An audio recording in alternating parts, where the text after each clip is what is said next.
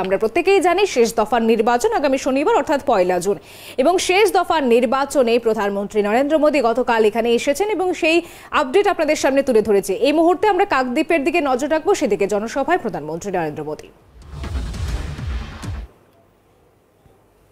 যেমনটা আপনাদের বলছিলাম 1 জুন শেষ দফার ভোট রয়েছে এবং তার আগে একেবারে জোরদার প্রচার।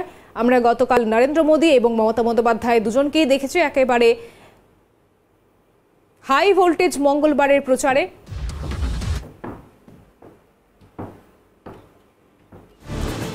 কথা বলবো এই মুহূর্তে আমাদের সঙ্গে রয়েছে আমাদের প্রতিনিধি কাকদ্বীপ থেকে সরাসরি সুদীপ্ত।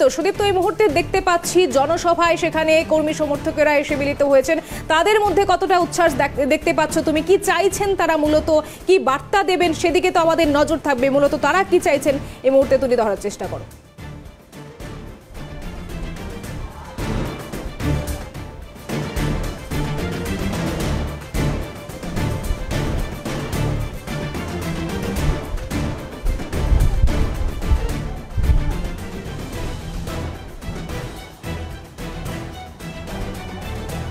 দেখো বর্ণিশিকা, এই মুহূর্তে আমরা রয়েছি কাকদ্বীপের যে স্টেডিয়াম আছে সেই স্টেডিয়ামের মাঠে। এখানে কিন্তু আর কিছুক্ষণ পরেই প্রধানমন্ত্রী নরেন্দ্র মোদী তিনি কিন্তু মথুরাপুরের প্রার্থী অশোক পুরকায়েতের সমর্থনে এখানে জনসভা করতে আসবেন। আমি আমার ক্যামেরা পার্সন গোপালকে একটু প্রথমেই ছবিটা দেখাতে বলবো।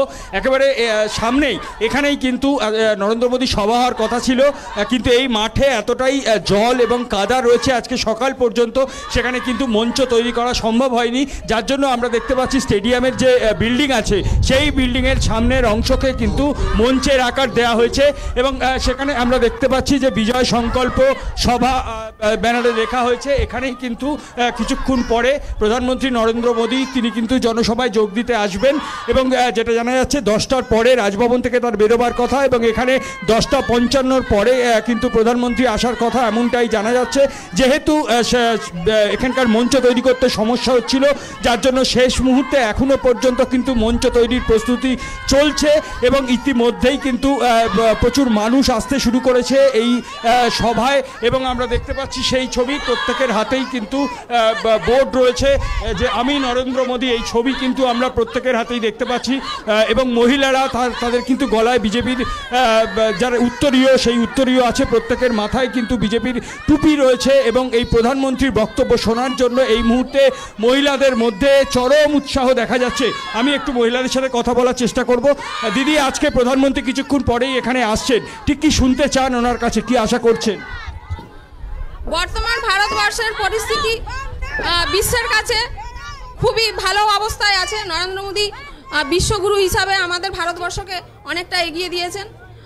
তৃতীয়বার যদি প্রধানমন্ত্রী হিসাবে ওনাকে আমরা দেখতে চাই, তাহলে আমাদের ভারতবর্ষ বিশ্বের কাছে বিশ্ব শ্রেষ্ঠ সবাই আসন লবে, এটাই হচ্ছে আমাদের সবার।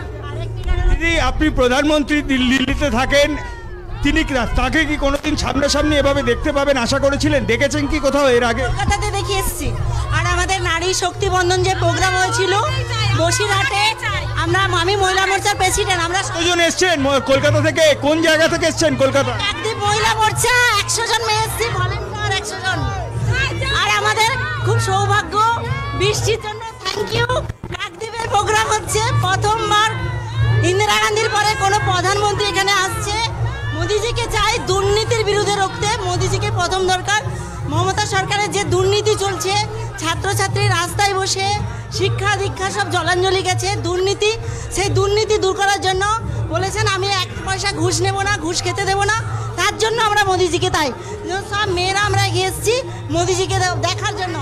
আজকে আমাদের জল নিয়ে ঢুকতে দেয়নি, তা আমরা বলেছি আজকে আমাদের নির্জলাবারের মতন করে আমরা মোদিজিকে দেখব। সকাল থেকে অত্যধিক গরমে অনেক মহিলাই জল পাননি, কিন্তু জল না খেয়েও নরেন্দ্র মোদীর বক্তব্য শোনার জন্য তারা এখানে হাজির হয়েছে। আপনি কোত্থেকে এসছেন? আপনারা ওনাকে ডাকুন। কোত্থেকে এসছে? কোথা থেকে এসছেন আপনি? প্রতিমা থেকে এসেছি।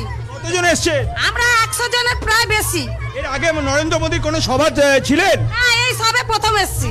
কি শুনতে চান আপনি প্রধানমন্ত্রীর কাছে? আমরা ওনার কাছ থেকে উন্নয়নের পথ থেকে সবকিছু জানতে চাই, আমরা ওনাকেই চাই। জয় জয় শ্রীরাম।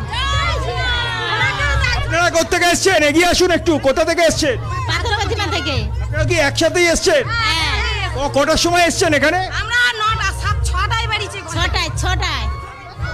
প্রচন্ড রোদ্দুরে কষ্ট হচ্ছে না? কোনো কষ্ট নাই। আপনি কোথা থেকে? এই পাথর প্রতিমা থেকে এসেছি। কি শুনতে চান আজকে প্রধানমন্ত্রীর কাছে, কি আশা করছে? প্রধানমন্ত্রীর কাছ থেকে আমরা এই উন্নয়ন বক্তব্য শুনতে চাই। আমাদের ছেলে মেয়েরা শিক্ষিত হয়ে কেন আজকের বাড়িতে গিয়ে বসে থাকছে, কেন ধর্ণা দিচ্ছে, কেন বিদেশে চলে যাচ্ছে, একটা চাকরির কোনো নেশা নেই। আর যারা পাস করলো না তারা ওই টাকা ঘুষ দিয়ে চাকরি করছে ওরা। আর আমাদের ছেলে মেয়েরা যথেষ্ট পড়াশোনা, কে স্টার পেয়েছে, বিএড এমএ বিএড করে, তারা কোনো প্রধানমন্ত্রী আবার যদি প্রধানমন্ত্রী হন এবারে পরবর্তী লোকসভা নির্বাচনে, তাহলে কি দেশে কর্মসংস্থান বাড়বে? বাড়বে, আরো বেশি চাকরি হবে? আরো বেশি চাকরি হবে। আপনারা কোথা থেকে এসেছেন? আমরাও পাথর প্রতিমা থেকে সবাই পাথর প্রতিমা। সবাই পাথর প্রতিমা থেকে এসেছি। যুব সমাজের জন্য প্রধানমন্ত্রী কি করেছে? আপনারা তো তরুণ প্রজন্ম, কি চাইছেন প্রধানমন্ত্রী ক্ষমতা এলে, কি আশা করছে?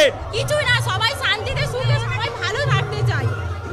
আমরা চাই গরিব দুঃখী আপনারা তো নতুন প্রজন্মের, আপনারা নতুন প্রজন্মের কি আশা করছেন? আপনারা কি চান প্রধানমন্ত্রীর কাছে? কিছুই না, আমরা শুধু এটুকুই চাই যে সবাই যেন সবাই যারা যে মানে কাজ টাজ পাচ্ছে না তারা যেন সবাই পাক, এটাই আমরা চাই। আপনি কি চাকরি করেন না পড়াশোনা? না, আমি পড়াশোনা একেবারেই বেশ বোঝা গেল আপাতত। ধন্যবাদ তোমাকে সুদীপ্ত।